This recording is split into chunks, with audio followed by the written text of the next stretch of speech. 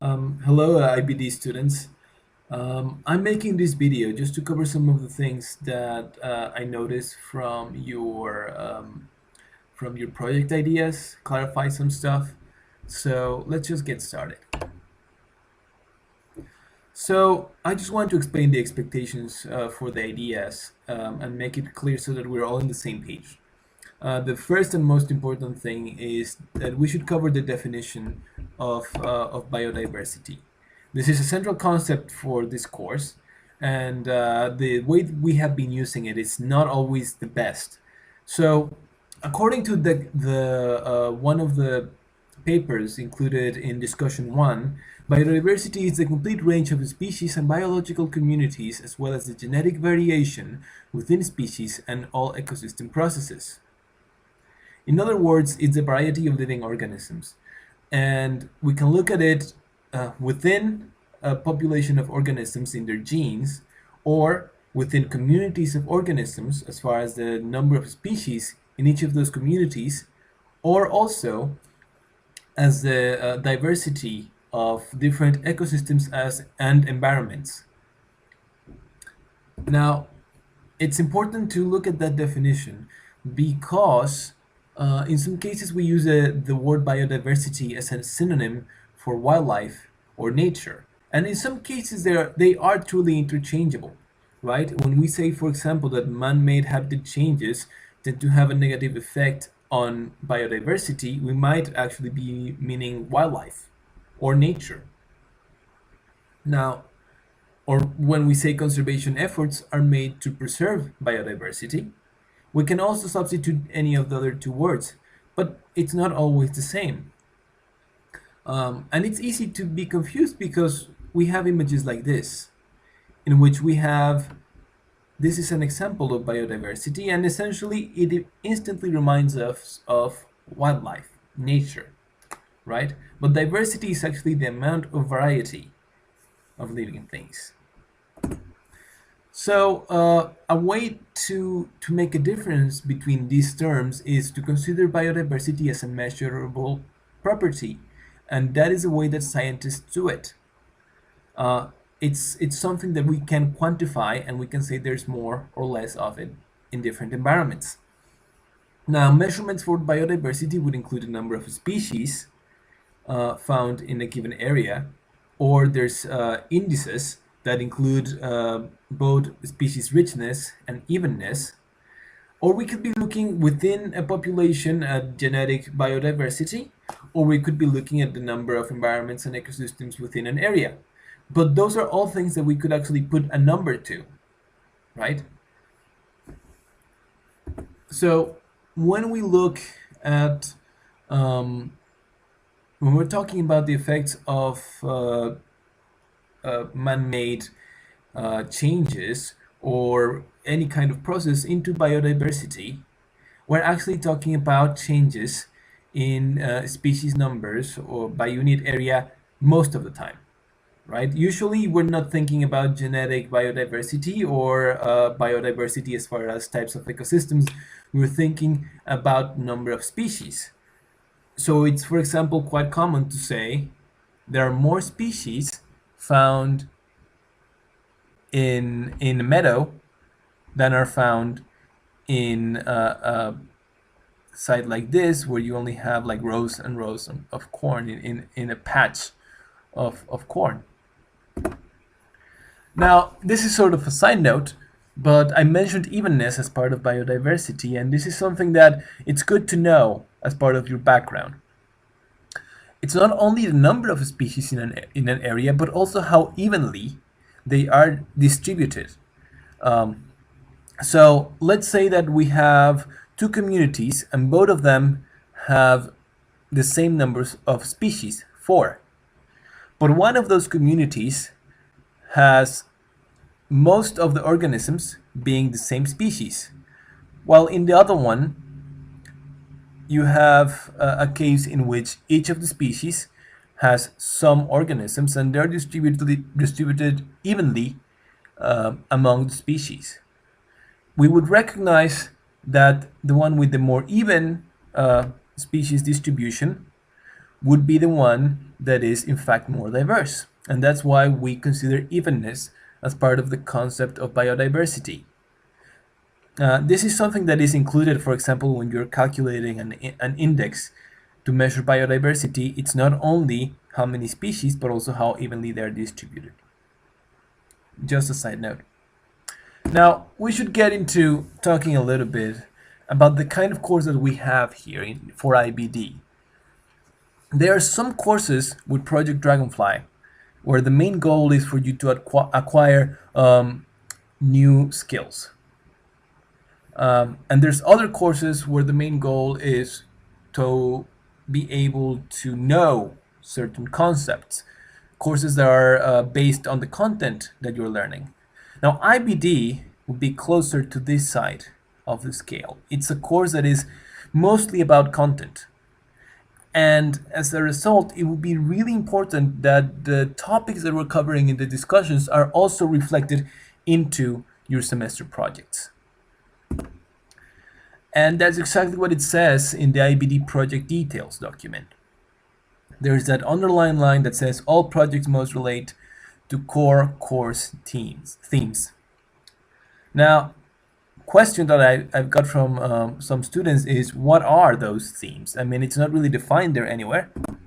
So I'll tell you, those are the themes that are found in the discussions, the ones that we're talking about right now in discussions.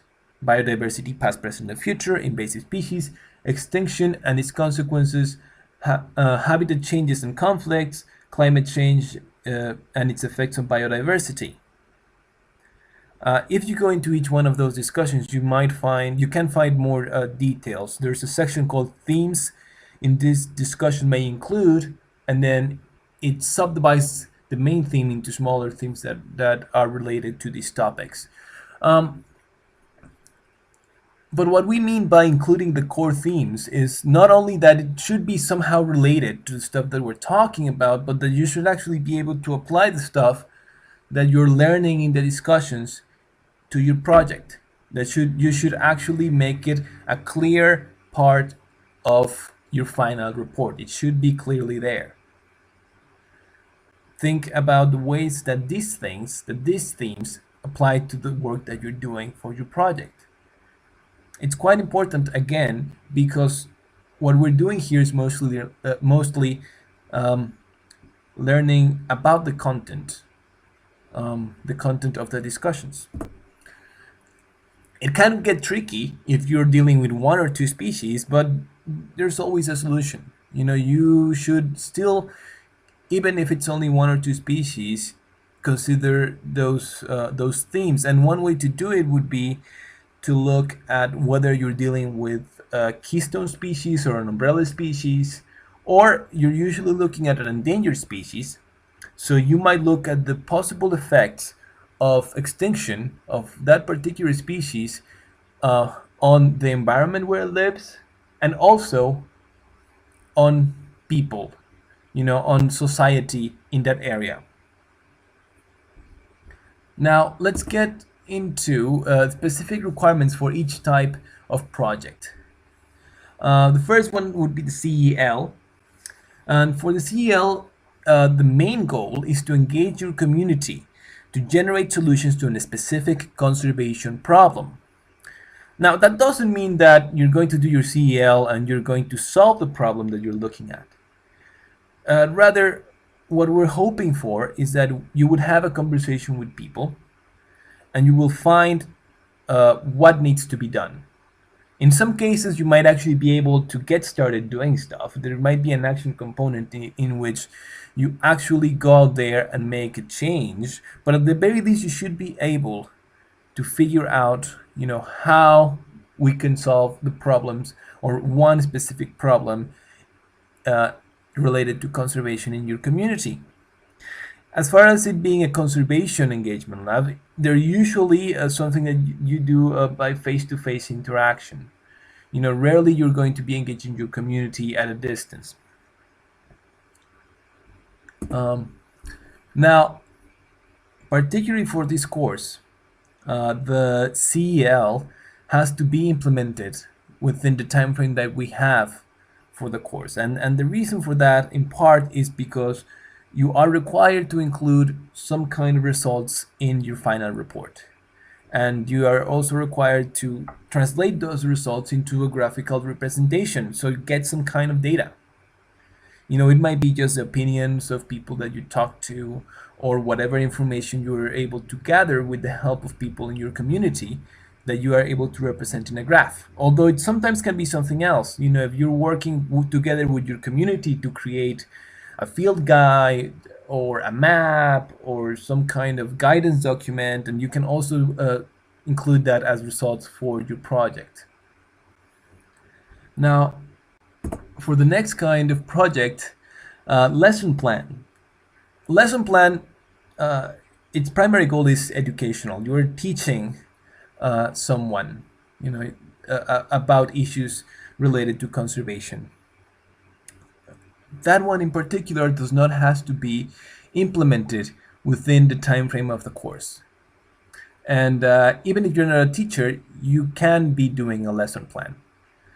Teachers are suggested to look at, you know, how they can use their lesson plan for requirements that have to do with being a teacher. But if you're not, you don't have to worry about those. And if you've never done a lesson plan, you just need to follow the requirements, and most likely, you know, the many teachers that we have in each of the sections would be happy to give advice to people that are just creating their first lesson plan. And then there's also review papers. For your review paper, you might or might not define your audience. You might just be doing this as a way to learning more about topics related to your master plan, or, you know, building the background for later work that you hope to do.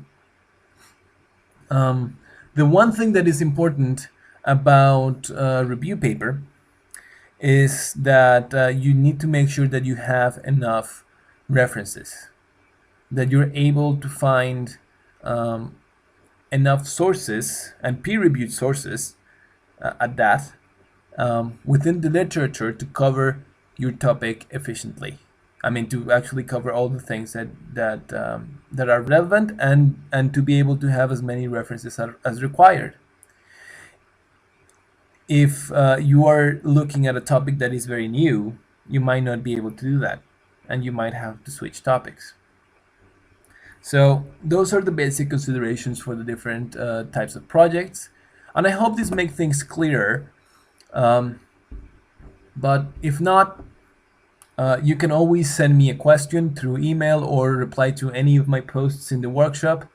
For now, I will say I'll see you later. And I'm sure that you all will, or vast majority of you, will be creating amazing, really interesting and excellent projects. So for now, I'll say goodbye, and I'll see you at the workshop.